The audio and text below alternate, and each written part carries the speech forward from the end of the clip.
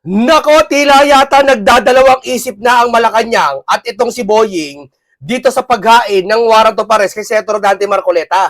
Nag-live pa si Senator Dante Marcoleta sa saganang mamamayan sa Net 25, no? Wala namang warrant, no? Bakit ganoon tayo? Para tila yata natutuwa tayo na arestuin si Senator Marcoleta. Hindi tayo natutuwa arestuin si Senator Marcoleta, no? Mapilit lang talaga sila dun sa bagay na hindi naman talaga totoong warrant. Halimbawa, ganito, sabi ko nga sa inyo, paano naging plunder?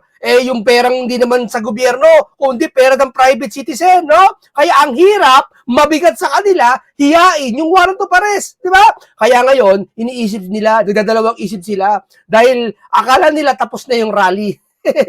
Di ba? Kung paano kayo sinurprise ng rally nung Monday, ng Tuesday ba yun, no? Kung paano kayo sinurprise ng rally, no? At paunti-unti lang na member, nakita nyo konti lang, hindi ganun kaing-ing ang iglesia na pupunta sa isang lugar na EDSA, mapupuno lahat yun. Sobrang puno lahat yun. Ayun talaga marami na magagalit. Buti nga hinarangan lang naharangan lang. Kasi nga medyo madami-dami din. No? Pero biglaan yon. Pero itong mga susunod na hindi natin malalaman kung kailan surprise ulit, ako may alam ako, pero di ko ulit sasabihin.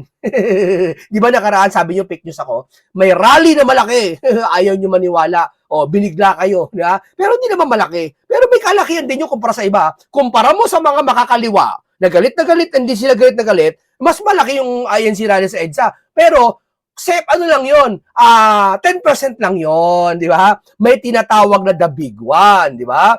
Yun, alam nyo kasi mga kasama, napakasimple naman ang logic dito no? Akala nyo kasi panalo na kayo, no? Dito ang nananalo yung talagang nasa katotohanan, katulad ni Senator Dante Marcoleta, no? Pero ito muna, maiba tayo. Bakit nga ba wala ba nangyari sa rally ng INC? Wala ba nangyari nila? Wala nangyari, baliwala yung nangyari nyo. Presidente pa rin naman si Marcos. Unang-unang, hindi naman pinapababa si Marcos. Narinig nyo ba yung sigaw? Kung ano? We are one. Hindi naman sinabing Marcos resign. Napaparanoid lang kayo. At nakapagtataka, no? Nakapagtataka, bakit may mga barbed wire pa rin doon sa Malacanang? Bakit may barbed wire pa rin? Bakit di pa rin inaalis nila? Yan ba gumagana mga intelligence nyo? Yung intelligent punch nyo ba gumagana na? Bakit? May nadetect ba kayo na the big one rally? Di ba? Natataka kayo. Yung rally sa Luneta, kakaunti lang yon. Mag-relax kayo. Mag-relax kayo kung bakit kaunti lang yon. Doon kayo matakot bakit konti lang yon. Di ba? Hindi namin kayo tiyatakot. Hindi namin kayo tiyatakot. Ito ay malayang pananalita, yung rally na yan. Pwede mag-rally ka anytime. Gusto mo yung religion ng Jehovah, hindi lahat lahat ng Pilipino sa Pilipinas may karapatan mag-rally. Di ba? Pero yung mga hindi niyo alam nga lang kung ano yung mga hakbang na gagawin, di ba? O, sige, kung may matalino kayo, ulaan niyo kung ano yun. O ito, panoorin po natin kung talaga walang katotoran itong nangyayaring rally ngayon sa atin. At kagabi nga po ay tinapos na officially ang 3-day rally ng pinamumunuan ng Iglesia ni Cristo kasama ibang mga taga-suporta ni Dante Marcoleta, ng mga Dutertes. At ang tanong at sinasabi ng iba ay tila nabigo daw ang Iglesia ni Cristo sapagkat kanina umaga ay sinasabi ng ombudsman na isasampa na nila yung kaso kay Rodante Marcoleta. Totoo nga ba ito? Ito po si Attorney Michael Ferrario, pag-usapan natin yan. Alam niyo kagabi, alam ko gusto sa INC rally. Ay nagre-ready na ako na bumalik na muli sa Maynila para sumama sana sa pag-rally ngayong araw na ito. Akala ko aabot ng hanggang Biyernes yung rally. Pero kagabi ay sinabihan na ako na nagpasabi na ang pangunuan ng INC na tatapusin na nila yung pagrarally last night. So, hindi na ako nakabalik sa Maynila. At yung unang araw pa lang papunta doon, it took me about 10 hours na drive back and forth. Kaya nakarating ako sa bahay, pasado, 2:00 na ng madaling araw. Medyo nakakapagod. Pero sulit naman. 30 supporters na nagpunta dyan, mga taga-suporta ni Rodante Marcoleta. At yung mga iba pang mga grupo na naniniwala sa isang makatarungang lipunan na hindi dapat wine-weaponize o ginagamit ang mga institusyon ng pamahalaan. Hindi, ginagamit na lahat Pansin nyo yung LTO? Saka nakakita First time ko nakakita sa EDSA, dun sa bandang yon, papunta sa White Plains, nagkaroon ng LTO. At ang chinecheck nila, kokonti lang, piling-pili lang. Ang alam ko, dapat i-check nyo yung mga talagang nandudong kayo sa pinaka-main road. Eh, hindi eh. Ang sinisita nila yung isang araw, kaya nga ako, nangilam na ako, di ba? Sinisita nila nakaraang araw, yung mga puno lang, mga van na puno lang. Pati yung mga bus na may number. Di ba? Antitindi, ginagamit na eh. O sa bagay, hindi mo sila masisisi. Kasi sumusunod lang sila. Pero ewan ko ba, ako, dati akong taong gobyerno eh. No? Pag ako inutusan ako ng mayor ko, para naman inutos sa akin, ikabubuti ng lugar, ginagawa ko eh. Pero kung ikinasasama na ng lugar, ikasasama na ng taong bayan, at para sa taong bayan na, pipigilan ko yung mga yon, alisin mo na lang ako sa City Hall, alisin mo na lang ako sa gobyerno, hindi ako susunod sa inyo.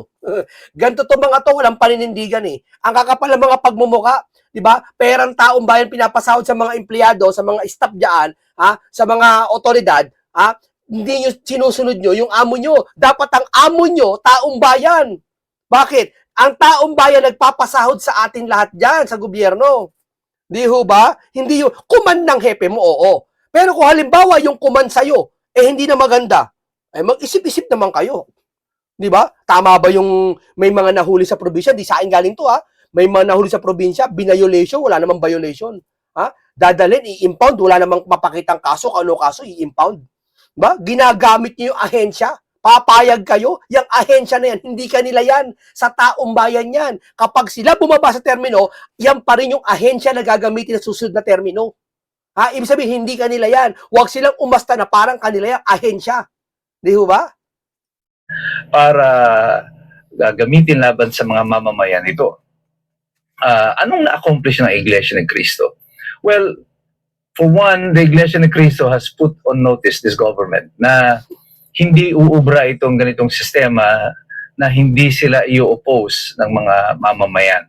Alam ko maraming mga tao ang nag-oppose dito sa sistema na ginagawa nitong pamahalaan. Pero salamat na lang din sa ating mga kapatid sa Iglesia ni Cristo at sila ay namuno ng ganitong pagkilos. Sinasabi nila, protection daw ito para kay Rodante Marcoleta. Well, that is a prerogative of the Iglesia ni Cristo. Miyembro nila si Rodante Marcoleta. At kung ang sabi ng isang vlogger, kung talagang para kay kung talagang para talaga kayo na transparency, accountability, ba't daw kinakampihan si Marcoleta? Kaya namin kinakampihan si Marcoleta, hindi dahil sa kapatid siya. Sa Iglesia ni Cristo, kapatid nila. Kaya namin kinakampihan mga sambayan ng Pilipino. Hindi lang iglesia kumakampi sa kanya. Sambayan ng Pilipino yung nakakarami din. Kaya siya kinakampihan kasi alam namin, lokohan, yung sinampa sa kanyang kasong plunder. Ipaliwanag nyo muna sa amin maigi kung bakit naging plunder yung pera ni Mike na pinaghirapan niya sa business niya at ibinigay ni Marcoleta, tinanggap ni Marcoleta sa kanya, no? Pera ng business ni Mike yon, hindi pera ng gobyerno yon. Ipaliwanag nyo sa amin paano naging plunder yon. Ganun kasimple lang yon. Pag napaliwanag nyo ng tama, yan, naging plunder yan, sasama kami sa inyong lahat. Pangako yan, promise namin sa inyo yan. Bahan ko mang kinakaaniban ay gagawin ito para sa akin and I will be truly grateful. At bihira kasi ang mga institusyon na nagagawa niyan para sa isang kapatid. So, maswerte si Rodante Marcoleta, si Senator Marcoleta, at meron siyang simbahan na talagang sumusuporta sa kanyang adhikain na ipaglaban ang katotohanan at katwiran. Tama. Sabi ng isang vlogger, but kung si ano kayo, transparency kayo, ba't nyo kakampihan si Marcoleta? Makulit talaga siya. Di ba? Hindi kinampihan niya dahil mali ang paratang. Di ba? Ikaw, mali yung paratang, di mo kakampihan. Sasabihin mo, accountability, transparency. Kaya nga transparency, di ba? Hindi dahil kakampihan ka na tama yung mali yung ginagawa niya. Mali eh. Halimbawa, ganito, no? Nagnakaw. Nakita mo, ninakaw yung kwintas niya, nakita mo, no? Sino kakampihan mo sa dalawa? Yung magnanakaw, yung ninakawan? Siyempre, ninakawan! Yung pinagbintangan ng kinakampihan mo, nakita mo eh. Hindi ba? Ewan ko lang sa inyo, mga to, saan nila nakuha yung pag-iisip na wag daw kampihan si Senator Marcoleta at isang korupsyon daw yan. Nagtatakip sa mga magnanakaw na tao. Kaya naging magnanakaw si Senator Marcoleta. Kumpara dyan sa mga napatunayan mali-maleta. Sige nga. Pero nagapi nga ba sila dahil kakasuhan din naman daw si Rodante Marcoleta? Hindi po. Ano? Um, Una, we are very confident, even Senator Marcoleta is confident that there is no case against him. At dahil ito ay pinilit lang, maaari pong maaresto nila kung papayagan ng Sandigan Bayan, kung mag-i-issue ng warrant of arrest ang Sandigan Bayan, maaaring arestuhin nila si Rodante Marcoleta, pero baka mas lalo ninyong gigisingin ang natutulog na higante by doing that. At yung rally po na yan sa EDSA, sa Liwasang Bonifacio, ay umpisa pa lamang ng mga sunod-sunod na mga kilos protesta na mararanasan ng pamahalaan na ito. Isipin ninyo, mula dito sa Maynila, mayroong ding mga naganap na pagkilos naman sa BARM, protesta din laban sa administrasyon na ito. Nang dumating si Marcos doon sa Canada, protesta rin ang kanyang inabutan. Kahit saan siya pumunta, siya ay hahabulin ng protesta. Bakit sinasabi ko na hindi nabigo ang Iglesia ni Cristo dito? Because kailangan po nating balikan muli ang kasaysayan. Noon pong 1983, pagkatapos patayin si Ninoy Aquino, nag-umpisa na po ang maraming... Naku, wag niyo naman kayo magbanggit ng mga ganyan, sir. Sir Mike Operario? Natatakot yung Malacanang pag nakarinig ka ng mga ganyang salita. Baguhin niyo naman yung termino niyo, ho. Wag naman, pagkatapos ng rally noong 1989 at ginurgur si ganito, wag naman ho. Di ba? Baka sabihin nila tagumpay ang rally ng INC. Wag naman ho. Sa susunod, di ba, Leo, Mike, pagbibigyan ka namin. Total naman kaibigan ka namin. Pagbibigyan ka namin sa mga pahayag mo, no? Freedom of speech naman siya, walang problema. Serye ng mga rally laban sa Marcoses. Hindi po ito single event, ano?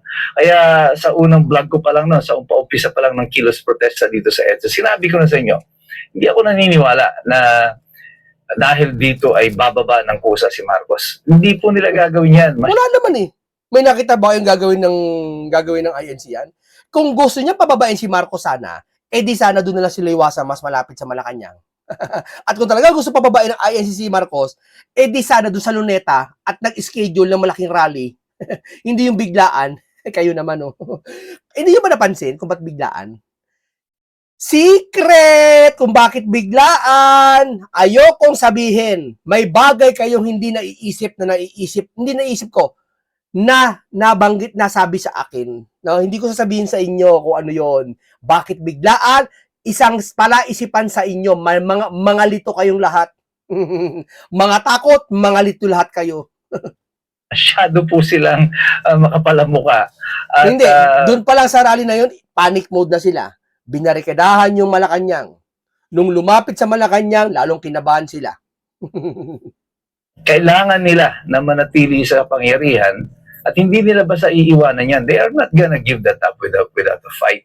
They're gonna do everything they can para pahirapan pa ang mamamayan para mabawi yung kapangyarihan na yan mula sa kanila. Hindi nila yan basta-basta isusuko. Kasi hoda pang sangkaterbang kahihiyan ang abutin nila kahit na pinagsisisigawan na sila sa Canada, sa US, kahit saan siya pumunta. Uy, grabe sa Canada. Grabe. Itakwil siya, isuka siya, nakakaya yun. Diba? Saka nakakita ng ganyan. Diba? Dito lang, hindi bayad yung mga yun, ha? Makikita mo kung bayad yung isang tao.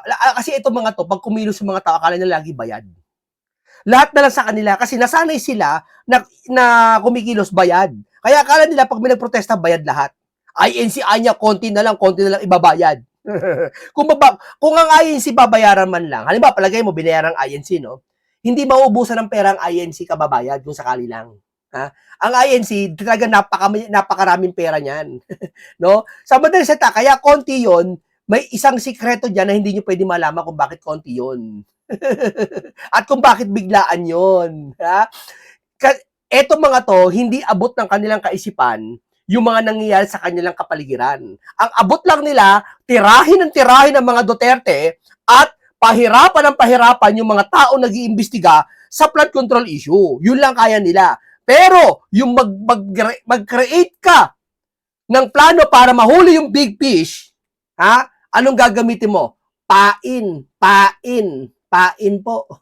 Ang sabi ko nga sa inyo, ulitin ko yung termino ko, ha? Yung paborito kong termino, ang isda nahuhuli sa bibig. Tama? At ang isda, minsan hindi nahuhuli sa pamingwit. Sa nahuhuli ang isda, Kapag may pamingwit, ay may pain. Diba? Minsan yung mga ano, kasi yung tito ko dati nasa Japan, nirigaluhan niya akong pamingwit eh. Tapos may nirigalo siya sa akin na, abi ko, tito, saan ko gagamitin yan? Na naman dito sa amin sa Pilipinas na parang ilog-ilog na ano eh. Hindi, basta dinisplay ko na lang sa bahay po yung pamingwit. Mahal yon. Ang bili niya sa Japan doon, bili niya sa Japan doon, 10 kalapad. Noon pa yon ha. Tapos, binili niya ako ng parang uod. Yung artificial na uod, na kulay orange, isinasabit doon para pag nanghuli isda, yun ang pain. Kailangan po ng pain. Ibig sabihin, hindi mahuhuli ang big fish kung walang mga eksenang mga biglaang rally, mga pain, o, di ba? Secret! Sigawan siya ng tao. Isang araw, isang buwan, hindi na lang uuwi yung big fish, hindi na uuwi, magtatago na lang, at eto maganda. Chismis lang to ha, chismis lang to. Huwag niyo akong paniwalaan ha. Chismis. Huwag niyong paniwalaan. Pero baka iba maniwala dyan eh. Pag naniwala sila, matatakot sila. Nasa sa kanila na lang yon kung maniniwala sila. Sabi ko nga, chismis eh. May mga golden visa daw nag-a-apply na ngayon. At tatakas sila sa susunod na buwan. Dahil malapit na mabuko sila. Lahat ng kaparaanang ginagawa na nila lahat. Lahat ng kanilang resources, lahat ng kanilang fund, nagkapagtataka, confidential intelligent fund, hindi na 11 million intelligent fund yata, hindi na tuklasan kung mag-rally yung INC o hindi. 'Di ba? Ganun sila kataranta kasi. Ganun sila kakatago nila, hindi na namamalaya, no? O ngayon, may mga golden, chismis lang, may mga golden visa daw na ina-apply na ngayon dahil tatakas daw yung ibang mga congressman. Tatakas na sila kasi malapit na silang maabutan ng paghuhukom dito sa Pilipinas. Kakatayin sila dito. Kakatayin ng katwiran, di ba? Abangan nyo yan, mga congressman nag-apply ng visa, tatakas na. Isang opisyal hindi na uuwi ng bansa, iaabandona na. Munting kaalaman, fake news ka. Chismis nga lang eh. Pero yung sabi ko sa rally nakaraan, chismis lang, pero na-surprise sila. Itong bayan. Pero wala na yata itong epekto sa kanila sapagkat namanhid na sila dito sa pakiramdam ng mga mamamayan. But this is like music, you know. It's like yung revolution is like music. Parang habang paparating ka doon sa dulo ng kanta, there is what you call a crescendo. Yung pataas ang pataas, yung tono, yung nota. Yun yung crescendo. At sa mga kasaysayan natin ng kilos protesta, ganun din ang nangyayari. Ano? Sunod-sunod yan, walang tigil, hanggang dumating iyan doon sa sukdulan ng crescendo. Yung naganap po na ito sa EDSA, hindi pa po ito yung crescendo. There is something more that is about to happen that will push the people to the brink. You know? At ito nga po sinasabi ko sa mga mamamayan natin, hihintayin nyo pa ba na makulong si Rodante Marcoleta bago tayo tunay na gumising? Hihintayin nyo pa ba na maubos nila ang ating mga senador sa Senado upang tayo ay totoong tumaya dito sa mga kilos protesta na ito laban sa administrasyon? Alam po natin yan, nauunawaan natin yan. Napakahirap po talaga mag-stage ng mga kilos protesta na yan. Hanap buhay mo yung nakataya. Nakakapagod po. Tunay po nakakapagod. Kaya po, bibilib ka dito sa ating mga kapatid sa Iglesia ni Cristo na ginawa yan sa loob ng 3 araw. Ano? At sila lamang ang may simbahan na may kakayanan na magpatawag ng ganyan ng mga miyembro ay... Sila lang talaga. May nakita ba kayo? Kahit anong pagsisikap nila, di ba nakita niyo nakaraan yung matanda ba yung babae? Na dadaigin daw nila ang INC rally. Hanggang ngayon wala eh. Di ba? Nilumagpas ng 10,000 wala eh. Full force pa sila eh. Di ba? Eto, biglaan lang to at konti lang. Konti lang yan. Huwag kayo mag-alala. 9% lang yan INC pumunta dyan nung na EDSA, pati nung dyan sa liwasan. Hindi talaga sinadyang punuin yan. No? Ay tumutugon. Sadly, ang simbahang Katolika, hindi na po kaya yan. Gone were the days of Cardinal Sin, who had the moral authority na magpatawag ng ganitong mga kilos protesta. Ngayon, parang kahit sinong bishop sa Catholic Church yung magpatawag, walang tutugon. Hindi sila susunod dahil alam na nila kung anong storya dito. Ang nangyari po sa huling 3 araw, ito po ay bahagi lang ng marami pang mga serye ng pagmumulat sa mga mamamayan. At sana nga po itong experience natin this shared experience natin na tayong lahat naman nagsipunta diyan sa EDSA ay at sa Liwasang Bonifacio ay magbuklod-buklod lalo sa ating lahat na alam natin na iisa ang ating tunay na pinapakipaglaban. Hindi po ito tungkol lang kay Rodante Marcoleta, hindi po ito tungkol lamang sa mga Iglesia ni Cristo, hindi po ito tungkol lamang sa mga taga-suporta. Sabi daw, kaya doon nag-rally ang INC dahil kay Marcoleta, suporta. Wala pa namang kaso si Senator Marcoleta noong November 16 eh. Pero nag-rally na sila eh. Di ba? Accountability and transparency. Tapos sasabihin mo, kaya nag-rally Iglesia dahil niya kay Marcoleta lang. Yung titigas naman ang mga mukha ng mga to.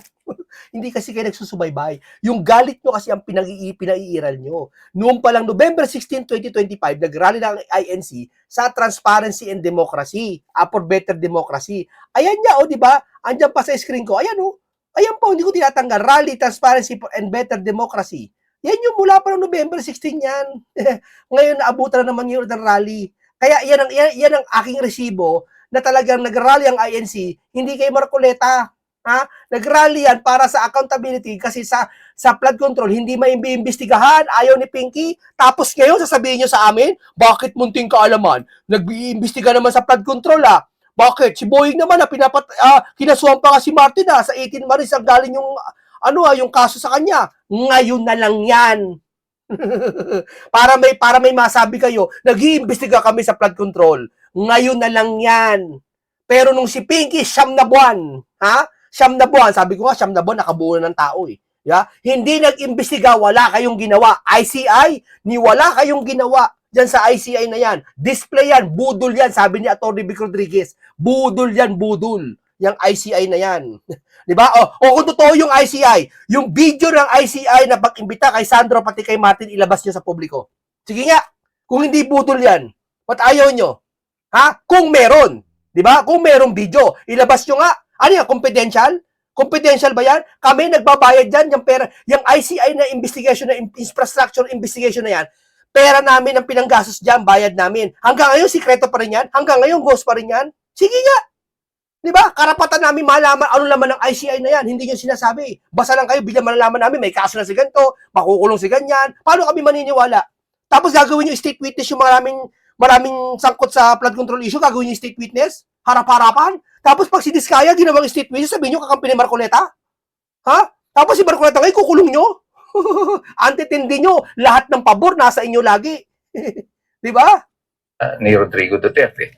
Ito po ay tungkol sa ating mga Pilipino. Ang pagyurak sa ating mga karapatan, ang pagbasura nila sa probisyon ng konstitusyon at pagbababoy nila sa legal na proseso. Ito ay tungkol kay Marcoleta, oo, pero ito ay tungkol din sa ating lahat. Ito ay tungkol kay Rodrigo Duterte, tama po kayo, pero ito ay tungkol din sa ating mga Pilipino. Hanggat hindi tayo natututong makipaglaban at tumayo para sa ating mga karapatan, walang ibang gagawa niyan para sa atin. Tayo ang tunay na boses ng bayan. Ang pinaka-perwisyo talaga sa Pilipinas, alam mo hindi naman talaga si BBM eh. Hindi po si BBM ang pinaka-perwisyo para sa akin.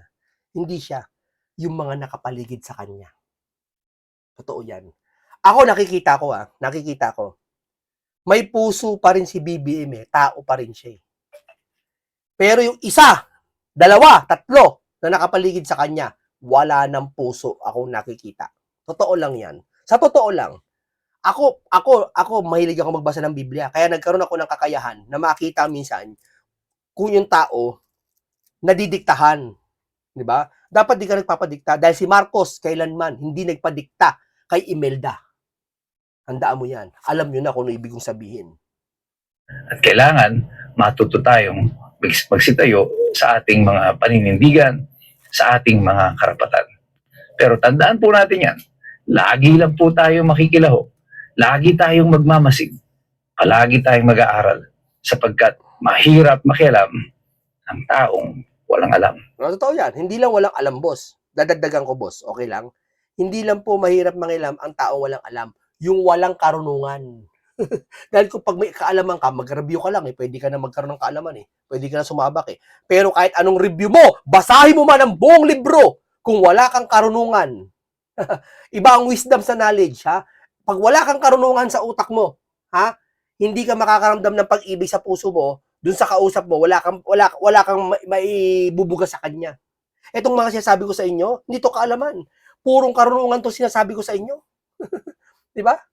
Oh, pakigan naman natin si Harold Respicio dito sa kanyang pahayag. Talagang sa matinding banat niya rito. Kailangan. Ang tanging interest lamang ni BBM ngayon ay hindi magpatuloy yung inquiry laban sa flood control scandal. Yun lamang ang interest niya. Hindi naman niya interest na i-undermine yung candidacy ni VP Sara sa 2028. Siya na rin ang nagsabi noong unang panahon na ayaw niya na magpatuloy yung impeachment ni VP Sara. Pero salamat sa PDP Laban sa pag-imbita sa akin ngayon sa kanilang city meeting dito sa PDP Laban headquarters dito sa Muntinlupa. Ito si Attorney Harold Respicio. Magsasalita po ako bilang guest speaker at ako po ay magbibigay ng aking opinion tungkol sa mga nangyayari sa ating bansa. Tama pa ba o mali na po ang nangyayari? Yun po ang tanong. Ngayong araw po na ito ay inanunsyo na ni Ombudsman na inelevate na nila sa Sandigan Bayan yung kanilang plunder case laban kay Senator Marcoleta, ang nangungunang oposisyon dito sa administrasyon. Subukan nyo hulihin. Subukan nyo. Dadami tent. BBM. Bigyan ko po kayo ng historical context. Noong 17th century, nung panahon ni King Charles I, ipinaaresto niya rin yung oposisyon doon sa parliament. Ano po ang nangyari sa England doon? Nagkaroon ng civil war at napugutan ng ulo si King Charles I. Hindi ko sinasabi na mapupugutan ng ulo ngayon si BBM. Nako, grabe. Ay, matibag, hindi yun kaso Pero, treading on dangerous grounds si BBM ng kanyang ginagawa. Dahil it is not necessary na ipaaresto niya si Senator Marcoleta. Bakit po hindi kinakailangan? Ang tanging interest lamang ni BBM ngayon ay hindi magpatuloy yung inquiry laban sa flood control scandal. Yun lamang ang interest niya. Hindi naman niya interest na i-undermine yung candidacy ni VP Sara sa 2028. Siya na rin ang nagsabi noong unang panahon na ayaw niya na magpatuloy yung impeachment ni VP Sara. Pero bakit niya pa rin ipinagpapatuloy yung kanyang pang-iipit at pagpapatahimik sa oposisyon?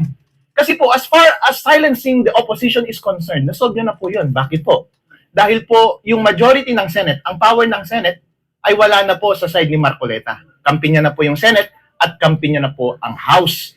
At ang real danger lamang naman sa kanyang administrasyon ay kapag nagkaroon ng inquiry at investigation doon sa dalawang houses ng Congress dahil yun lang naman yung may authoritative na magsalita laban sa korupsyon. Pero since napatahimik niya na yung opposition sa both houses, hindi na kailangan na patahimikin niya pa further si Marcoleta at ipakulong si Marcoleta. Ano ang purpose niya?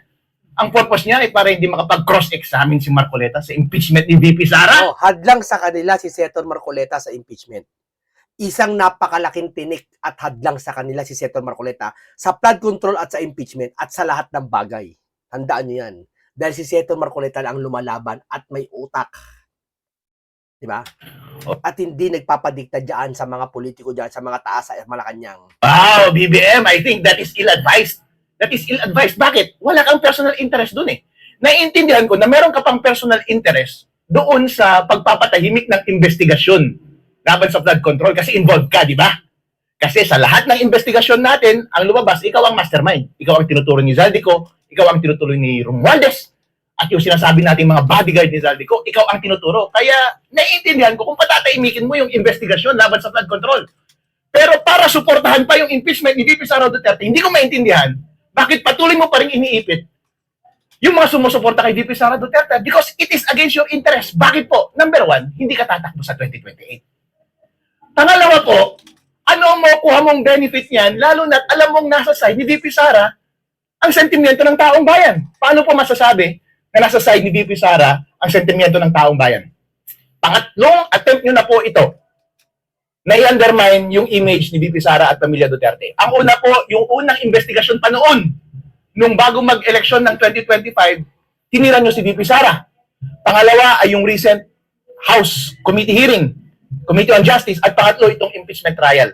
Hindi nyo ba napapansin na at every moment ay nawawala ang suporta ng taong bayan sa inyo? Inaamin ko po, nung unang pagkakataon, Totoo yan. Di ba? Damo, negative 3, negative 15. Mag-survey kayo ngayon. Duda ko baka negative 19. O baka 25. Mas masawa lang, negative 25.